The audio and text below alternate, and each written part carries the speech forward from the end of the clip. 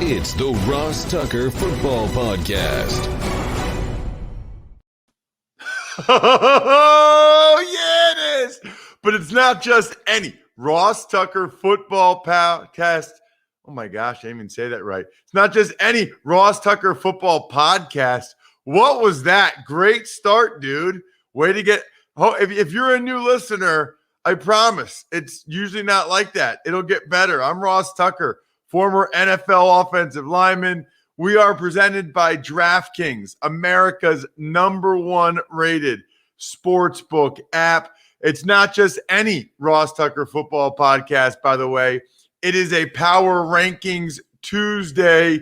And we've got speaking of Tuesday, we got 2 games to break down from last night.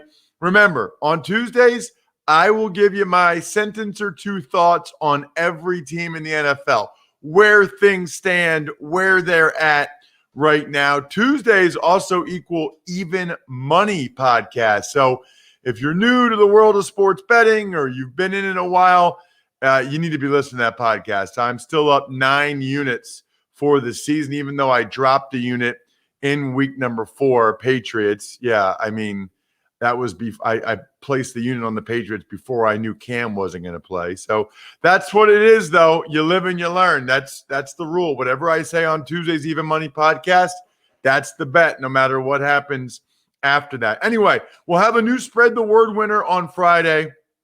Really appreciate those of you that retweet some of our social media clips or like it on Twitter or Instagram at RossTuckerPod or me at RossTucker NFL. You can check out my Facebook page as well. And if you've ever wanted to know what I look like when I say, oh, yeah, it is, you can see that at youtube.com/RossTuckerNFL, every single RTFP. Plus, we got the clips from all the shows. Appreciate all the new subscribers. We will have a sponsor confirmation email winner on Friday. We do that each and every week. We have got one last Madden code to give away. You can take advantage of any of our sponsors over at RossTucker.com, or the big ones have been DraftKings, the DraftKings Sportsbook with the app, putting the code in Ross, taking a screenshot, or Omaha Steaks, Omaha Blue Goat, and putting this code Tucker in the search bar. Shout out today, by the way, for Jeff Nichols, Bry. He is one of our patrons, patreon.com/RTmedia. Had a couple happy hours with him. We're due for another happy hour soon, by the way, an in-season happy hour. I've had a couple happy hours with Jeff Nichols, and he's awesome, part of our private Slack channel. He sent me some awesome mustard, Bry, some spicy mustard. So, because he knows the truth, which is that it's spicy mustard for life. So, Jeff, it had been a while since I checked out the old P.O. box over at Go Big Recruiting, where you guys can send me stuff if you want. So I appreciate very much the mustard that you sent. That is clutch, man. Let's roll, Bri. Big show time. The Big Show. All right, not 1, but 2 games to get to from Monday Night Football last night, Ross. Let's start. Patriots and Chiefs. Chiefs improved to 4-0 for the 4th straight year after beating New England 26-10. What a wild game. I mean, it was a really interesting game. It was a lot closer than that score would indicate if you didn't watch it. No Chris Jones for the Chiefs, but also no Shaq Mason for the New England Patriots. So they moved Joe Thuney back to left guard. They had Brian Ferentz in at center, or Ferentz at center, I should say. And then even Illuminor, their right tackle, got hurt, so they had to put Justin Herron in. They had 2 rookie 6th-round picks starting on the right side of the offensive line. Incredible. You know, the Patriots had their chances in this one, Bri. They really did. Devin McCourty dropped an interception on the first series that was right to him. That's not like him at all. But they held Kansas City to a field goal. Pat's defense was hanging in there. Gilmore had a Peanut Tillman-esque punch out of a fumble, but the offense struggled. I mean, Brian Hoyer did not play well. He had some good throws, but overall, not well. Threw too high, had a bad interception.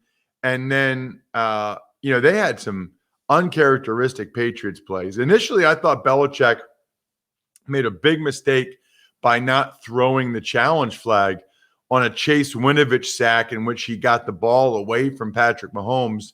But Tony Corrente, the referee that you and I both know, Bri, he actually had called Mahomes in the grasp. So that was a huge break for the Chiefs. The end of the first half, Brian Hoyer got sacked. It's the one thing you could not do.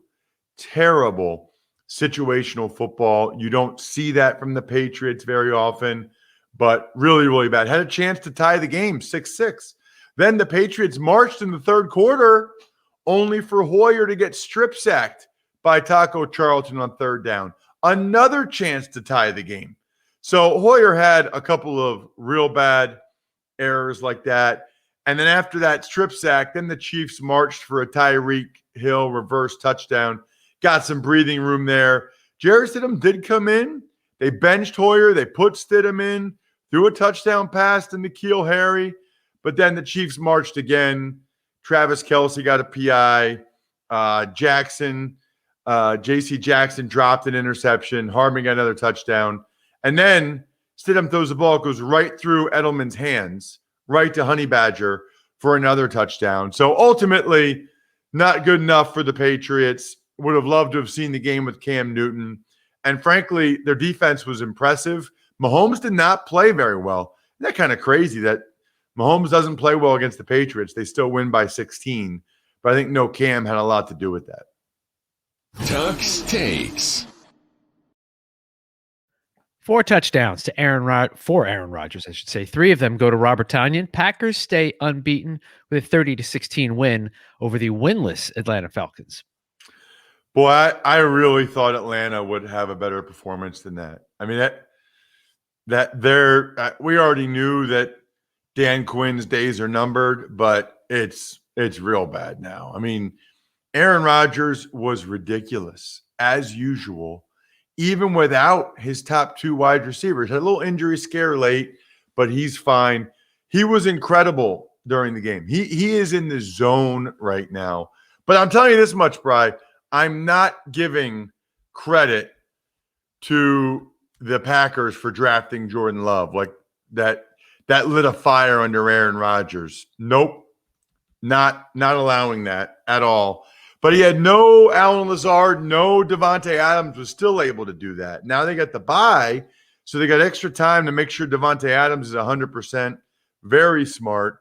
Robert Tonyan, he had a huge night. You already said 3 touchdowns for the Packers.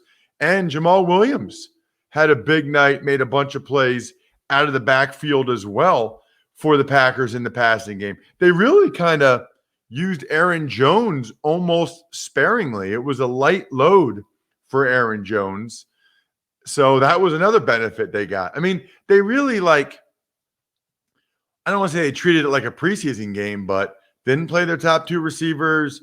They let, Aaron Jones didn't have to carry much of a workload. It's pretty sad, actually, when you think about it, for the Falcons. Zadarius Smith had a huge game for the Packers defensively. That was a really good sign. The Atlanta wide receivers did nothing. I mean, Julio Jones didn't play in the second half, re-aggravated his hamstring. Calvin Ridley didn't have a catch. That was a stunner to me. I thought the Falcons would be able to – I'm not that surprised the Packers scored 30. I just thought the Falcons would be able to score around 32. Olamide Zaccheaus, St. Joe's Prep, I called one of his state championship games. He was the only wide receiver that made plays for the Falcons.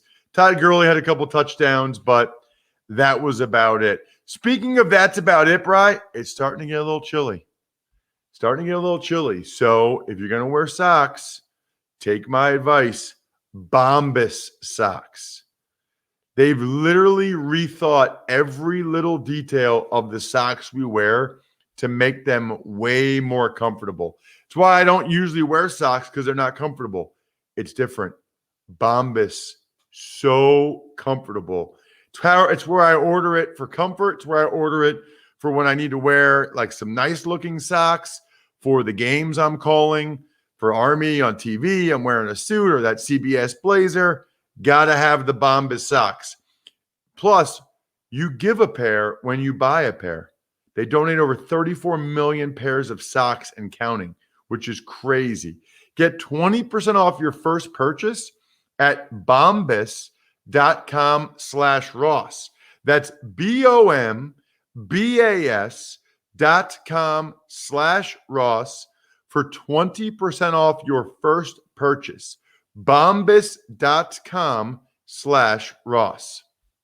It's time for the all-important Power Rankings.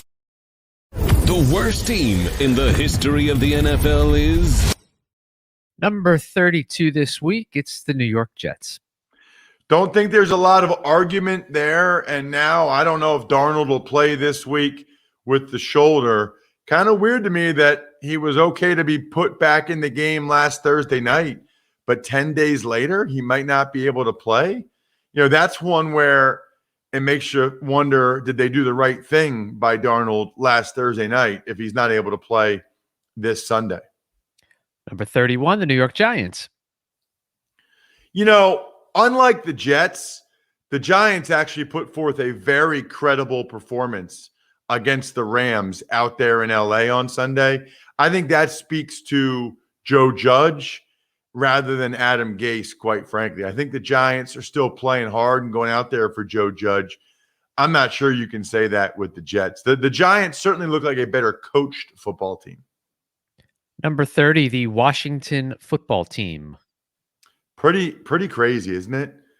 Jets, Giants, Washingtons. I mean, these are teams that usually are not in the bottom three, but they've earned it. Another double-digit loss for them.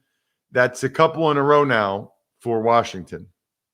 Number 29, the Jacksonville Jaguars. I think I said this yesterday, Bri. They are who we thought they were. You know, they fooled us those first couple games. But now the last two games, blown out, haven't really been competitive. And I know what the final score said. I don't care. They haven't really been competitive the last couple games. They've come back to earth, and so has Gardner Minshew. 28, the Denver Broncos. It's interesting. I had the Broncos. I guess they moved up a couple spots with that win. Brett Rippon did some positive things. You know, even with all the injuries, Brett Rippon did some positive things. I'll be curious to see how he plays next time out. And I'll be curious to see how this team does when they get Locke back. Number 27, the Houston Texans. Huge news out of Houston yesterday, obviously, where GM, head coach, offensive coordinator, play caller, and head of custodial engineering, Bill O'Brien, got fired. What a mess, okay, the Houston Texans are. What an absolute mess. First of all, you know, Bill O'Brien brought in Brian Gaine, okay, and then got rid of him like after less than a year. Kind of stabbed him in the back. Then he brings in this Jack Easterby, and they're thick as thieves. Then I guess they had a falling out recently, and Easterby got O'Brien stabbed in the back. It is a dirty political world, man. I mean, it is cutthroat behind the scenes, and ultimately, all that matters is what the owner thinks, Cal McNair. But to give Bill O'Brien the GM title this offseason, and then to give Tunsil a new deal and Deshaun Watson a new deal, and you trade DeAndre Hopkins, and then you fire the guy after 4 games when the first 3 games were against the 3 best teams in the AFC. Frankly, it just shows that Cal McNair has no idea what he's doing. Owners need experience too, and he doesn't have it. Number 26, the Atlanta Falcons. Already talked about them. Absolute disaster. And I think that they will fire Dan Quinn shortly. I guess the question will be whether or not Thomas Dimitroff stays. Number 25, the Cincinnati Bengals. Moving on up, Joe Burrow, even without A.J. Green really doing much, Bri, they are moving the ball very effectively. Even without A.J. Green, their franchise tag receiver, taking a ton of cap space, and with a terrible offensive line. That bodes well for next year. I think they could be a playoff contender as soon as next year. Number 24, the Minnesota Vikings. The Minnesota Vikings, they moved up a couple spots. The offense has come to play back-to-back weeks. Really good sign for Minnesota that that's the case. 23, the LA Chargers. San Diego Superchargers, San Diego Chargers, San Diego. So, no, they're the LA Chargers now, and it just doesn't sound quite the same. But they got a quarterback, man. They got a lot of injuries. Eckler with the hamstring now. He's out for an extended period of time. Not good, but they still move the ball anyway. I mean, it was a bunch of no-names scoring touchdowns for them against the Bucks. This season, frankly, is about Justin Herbert. And so far, the returns are really good. 22, the Detroit Lions. No idea how the Lions moved up one spot after last week's performance. I mean, the good news is they are good enough to get up by 2 touchdowns against some of the best teams in the NFL. The bad news is they are bad enough to lose after they're up by 2 touchdowns against some of the best teams in the NFL. Kind of sounds like the Falcons. Number 21, the Miami Dolphins. Miami Dolphins, Miami Dolphins, Miami Dolphins, number 21. So it's pretty much close to Tua time. Fitz didn't have a touchdown pass against Seattle. Herbert's balling. Burrow's balling. It'll be Tua time before you know it. 20, the Dallas Cowboys. Wow. How far the mighty have fallen. But when you're allowing over 300 yards rushing in an NFL game, even after Nick Chubb gets hurt on his sixth carry, you've got problems, and that's exactly where the Cowboys are right now. 19, the Arizona Cardinals. I'm surprised that they're not better. I actually talked on Bet Sweats. I do this daily, it's a betting-centric show, Wagertainment they call it, on the radio.com app, 10 to noon. And we had an analytics guy come on yesterday, and the numbers for the Cardinals are not good. The yards per attempt, yards per play, both offense and defense, not good for Arizona. Number 18, the Chicago Bears. They stay right where I had them. I didn't think they were that good before the game. I still don't think they're that good. They're about what I thought they were. Good defense. Offense leaves a lot to be desired. Now they play #Tommy on Thursday night. 17, the Philadelphia Eagles. Big move up for the Eagles. They were down at 27. They move up 10 spots. And you know why? They got a big win on the road in San Francisco. And it's the second game in a row. The defensive line's been dominant. The O-line was better. Wentz was better. And I think that they can beat these other teams. I think they could beat the Bears and the Cowboys and the Dolphins right now on a neutral site. Number 16, the Las Vegas Raiders. The L what? I don't know where I was going with that. You're going to say LA Raiders, I think. It's still weird to say Las Vegas Raiders. And it's still weird. Like, what's the abbreviation there? LVG? G, what's the G for? I don't get the G. Just LV. Well, the G in Vegas. No. That's nothing to do with anything. So just LV, like the LV Raiders? Yeah. Yeah, that makes sense. Why am I doing that? I've seen LVG a lot of places, though. I don't know why that is, but I've seen LVG a lot of places. You're right. They should, if it's just the LA. Oh, maybe it's LVR, Las Vegas Raiders, because it's LACLAR. Well, that's because there are 2 LA teams. Right. Well, all I know is this. Help support your local businesses. Whether they're your corner stores, coffee spots, or favorite shops, local businesses have always been on your team, supporting you and your community. They remember your order and call you by name. Always giving back, making a difference, and going that extra mile. Right now, more than ever, local businesses need our support. So let's be there for them.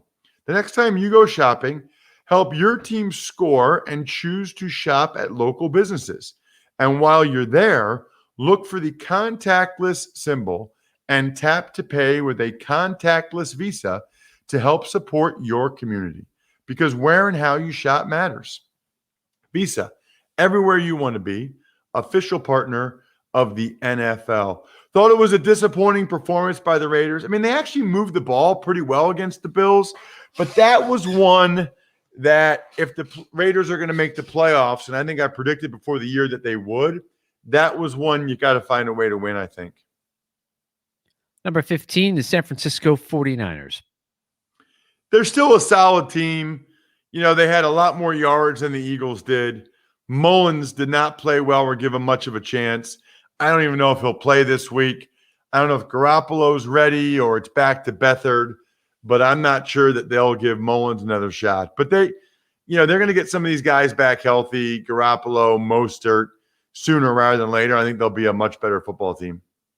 Number 14, the Carolina Panthers. Unreal.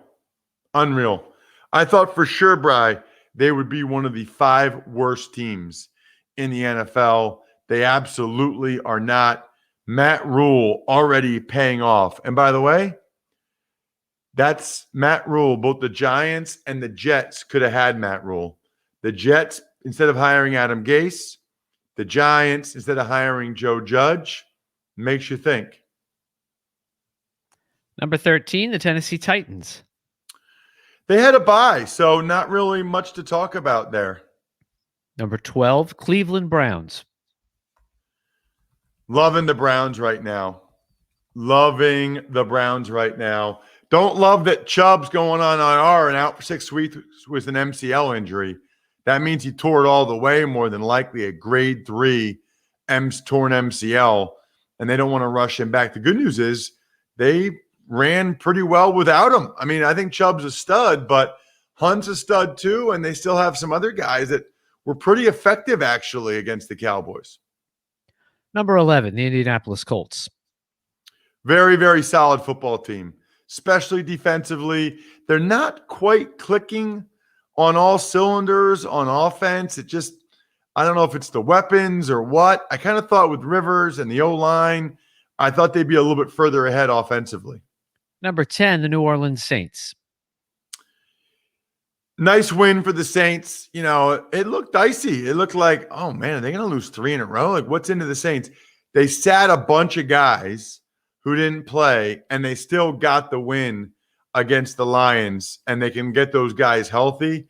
Really, really a nice double dip there to get those guys healthy and to still win the game. Number 9, the New England Patriots. Kind of already talked about them. I think they got a good football team when they get better quarterback play than they got last night. And Edelman can't have the ball go right through his hands either. Number 8, the Tampa Bay Bucks. They're coming, man. They haven't put it together yet, both offense and defense in the same game. Last game, it was just offense. The games before that was primarily defense. When both those units are clicking at the same time, Bucks are going to be a really tough out. Mark my words. Number 7, the LA Rams. So they're a very solid football team. They really are. And I didn't think they would be. I feel like I'm right about a decent amount of things. I was wrong about the Rams. Both sides of the ball. I thought they were top heavy, with guys like Ramsey and Aaron Donald. But who are the other guys on defense? They're young and they're making plays. Micah Kaiser, Demarius Williams. Kudos to the Rams. Number 6, Pittsburgh Steelers. They had a bye. Not much to talk about after the whole Titans COVID outbreak thing. Now they play the Eagles this week in the battle for the greatest state in the United States of America. Number 5, the Buffalo Bills. Man, it feels like there's a real delineation, by the way, between good teams and not so good teams.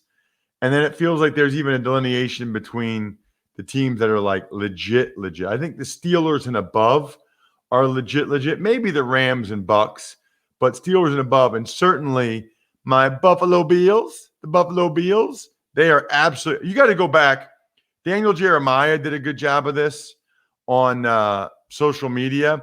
You got to go back and see some of the throws that Josh Allen made against the Raiders.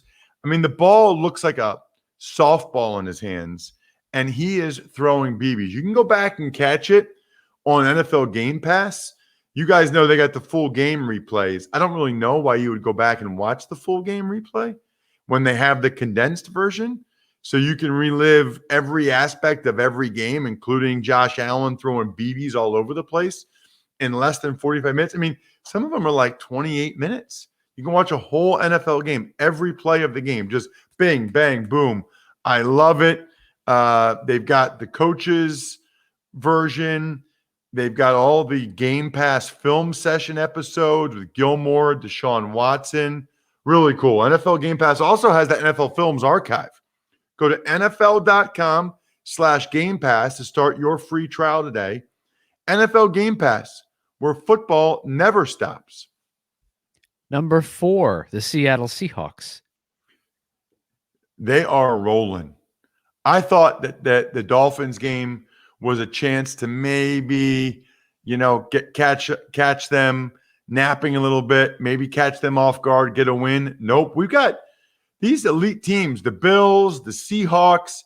They are not stumbling in places where usually teams stumble. On the road in Vegas, on the road in Miami, they are still playing well and showing that they belong in the top 5 of my power rankings.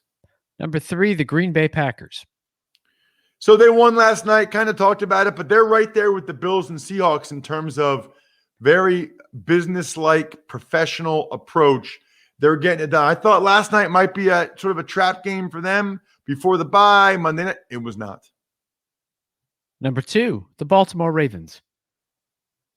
Even though they beat the Washington football team by double digits, it didn't quite seem as dominant as I thought it would be. And I don't know, the last couple games, something seemed a little off with them.